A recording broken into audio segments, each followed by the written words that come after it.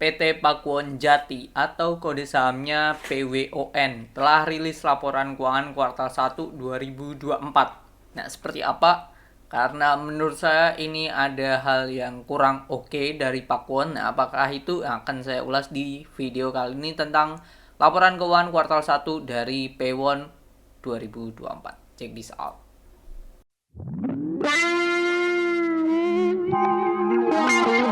Saat saya tag P1 kondisinya di harga 374, 376.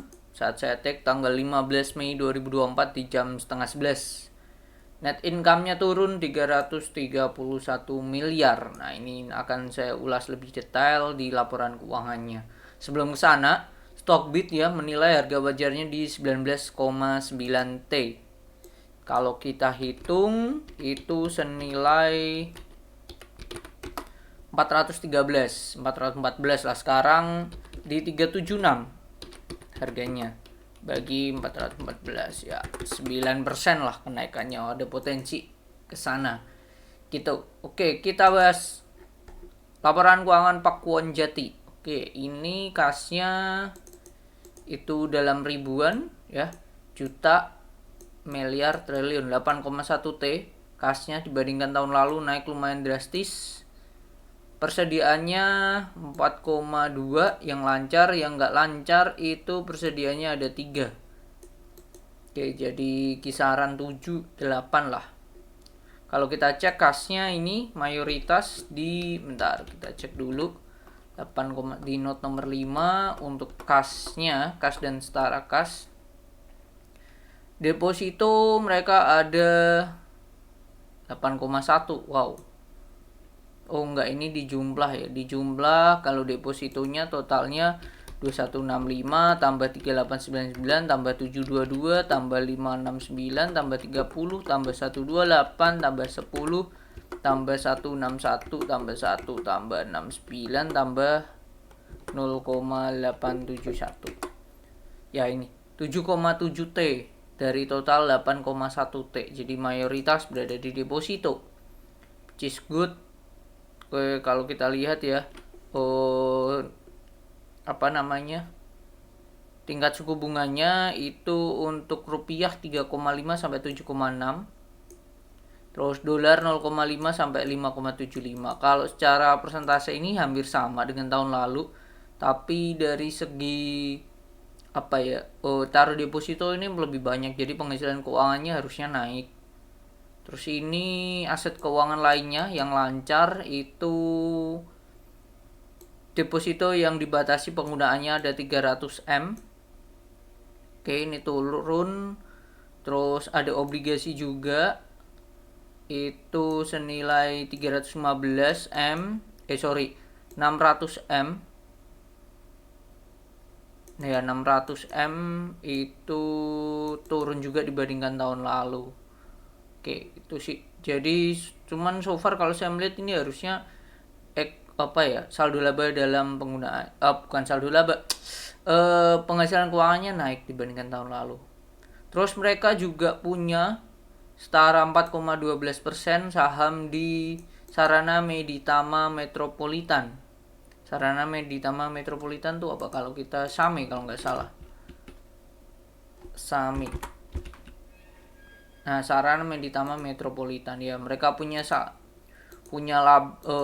saham di SAMI dengan jumlah lembar 706 juta lembar. Oke, itu nilai wajar ini telah mengalami penurunan nilai 32 M. Oke, penurunan nilai 1 M. Sebagaimana manajemen investasi grup mencatatkan peningkatan nilai tersebut dalam laporan. Oke, itu lainnya itu sih, mereka mempunyai saham SAMI 4,12. Jadi kalau SAMI naiknya pun juga harus berefek ya, harusnya berefek. Mereka punya persediaan ini 4,2, tidak setinggi Ciputra ya, lebih tinggi Ciputra ya. Sebelumnya kita bahas Ciputra. Terus liabilitas, saldo bunga berbunga ya. Utang berbunganya liabilitas ini utang obligasi 6,3. Wow, yang jangka pendek ini nggak ada. Yang jangka panjang ini ada obligasi 6,3 T. Tapi ini masih bisa ya tercover dengan kasnya sendiri.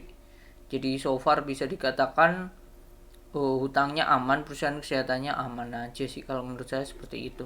Sama dengan Ciputra. Mereka punya saldo laba yang belum ditentukan penggunanya 17,8. Hampir mendekati yang namanya market cap-nya. Market cap-nya kan 18. Ini hal yang luar biasa. 18T, mereka punya saldo laba 17,8. Ya, dari sini aja kita bisa menyimpulkan bahwa ini perusahaan yang murah kondisinya. Oke, pendapatan 1,5. Oke, dari sini aja kita tahu ya, tadi netnya kan turun. Netnya itu di 330 M. Oke, ini dalam ribuan 330 M, padahal secara revenue mereka naik. Nah, jadi ada poin-poin yang naiknya drastis ya. Kalau kita hitung revenue-nya naiknya itu senilai 146 M ya, itu senilai 10%, masih bisa naik 10%. Beban pokok pendapatan ini juga naik, kalau kita hitung naiknya senilai 6%. Jadi aslinya kenaikan ini tidak sama dengan kenaikan ini, jadi masih bisa menekan. Jadi laba brutonya lumayan tinggi, harusnya naiknya di atas 10% ya. Kalau kita hitung ya 14% naiknya, bagus. Laba brutonya masih bisa growth, tapi kok secara net bisa turun. Nah, karena di sini beban penjualannya gede, administrasinya juga gede. Itu sih gede banget ini. Yang terutama nah aslinya tahun lalu itu mereka nggak untung-untung banget, karena tahun ini mereka ada rugi selisih kurs 127 M.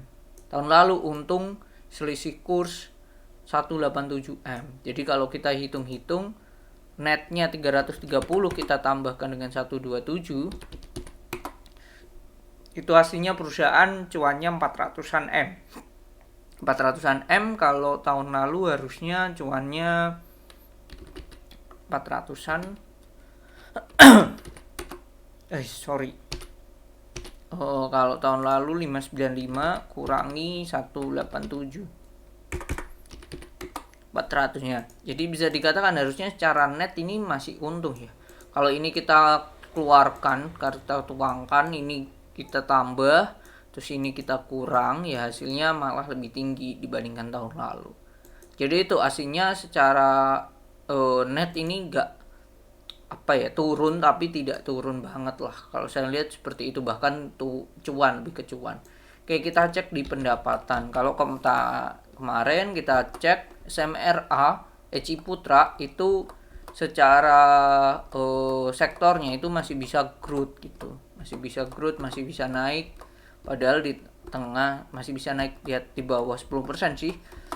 Di tengah suku bunga yang dinaikkan gitu. Nah, ini kalau Pakuan bagaimana di kuartal 1 ini, kita cek pendapatannya. Nah, ini pendapatannya sewa ruangan dan apartemen service 520 M. Ini aja udah naik. Nah, ini salah satu bentuk recurring income mereka termasuk besar. Pendapatan jasa pemeliharaan ini juga naik, which is good recurring income-nya. Nah, ini penjualan kondominium dan kantor 186. Oke. Dan sama penjualan tanah dan semuanya naik nih.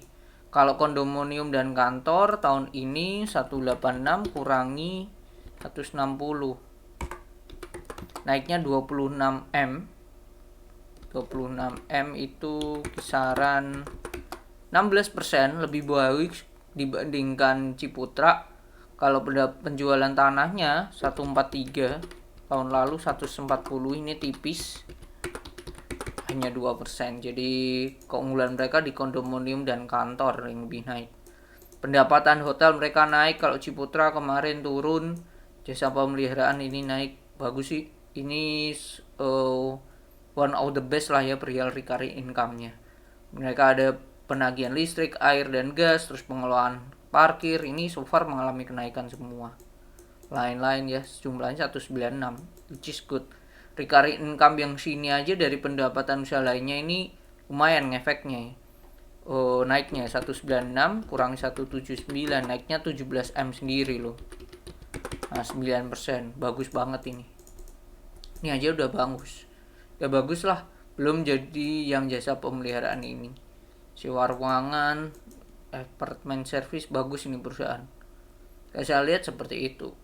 Nah ini beban-bebannya juga naiknya, bahkan listriknya naiknya nggak signifikan, kebersihan bebannya naik. Oke, pemeliharaan dan perbaikan masih oke lah. Service apartemen sekarang juga ada bebannya ya, beban gedung. Asuransi, jadi gaji dan tunjangan, departemen hotel 50 M, listrik dan air and gas 15 M, jadi masih make sense. Nah ini iklan dan promosi, kita cek ya, 10.638 kurangi 9967 bagi 9967 kali 100, naiknya 6%, tapi secara revenue di atas itu, jadi 8%, bisa dikatakan efisien lah. Cuman tidak sepowerful contoh Demas. Demas powerful banget, efisien banget sih. Penghasilan bunga ya ini ya, deposito ya, saya tadi mengatakan bahwa yang ditaruh di deposito aja makin gede ya, jadi gede banget ini. Oke, itu jadi so far bertumbuh semua Pakuwon. Terus kita lihat ke bawah arus kasnya, aktivitas operasi positif meskipun turun. Oke, aktivitas investasi mereka keluar 200 M, jauh turun dibandingkan tahun lalu, keluar 700 M. Tahun lalu itu gede banget karena taruh di obligasi 355 M. Tahun ini paling gede itu 104 M buat properti investasi. Oke. Sama yang kedua beli aset tetap 69 M. Tahun lalu juga 60 M juga. Aktivitas pendanaan, penarikan deposito 38 M. Jadi tidak ada duit yang masuk atau dalam hal hutang ya. Oke, Pakuwon ini itu dividennya, nah ini RUPS-nya 12 Juni, jadi bulan depan. Kalau tahun lalu itu mereka bagi dividen, EPS-nya 43,7, dividennya itu 6,5. Oke, 6,5 bagi 43,7 itu 15%. Kalau hal itu terjadi tahun ini, bukan 43 ya, 31,95 tahun lalu dari laba tahun lalu, laba 2022 6,5 dibagi dari laba 2022 itu senilai 31,95. Nah itu 20%. Kalau hal itu terjadi tahun lalu 2023 labanya tuh 43,71 kali 0,2. Mereka akan dibagi dividen 8 per lembar lah minimal. 8 per lembar dibagi harga sekarang 378, kecil lah ya. Secara yield 2% kecil. Karena kalau sektor properti ngincar dividen tuh lebih ke larinya Demas aja sih. Itu aja sih. Terus kalau kita cek secara PI dan PBV. Nah, ini kita cek PBV dulu. Kuartal 1 dibandingkan kuartal sebelum tahun-tahun sebelumnya. Ini kondisinya murah. Biasanya di atas 1,3 ya. Ini termasuk murah secara PBV.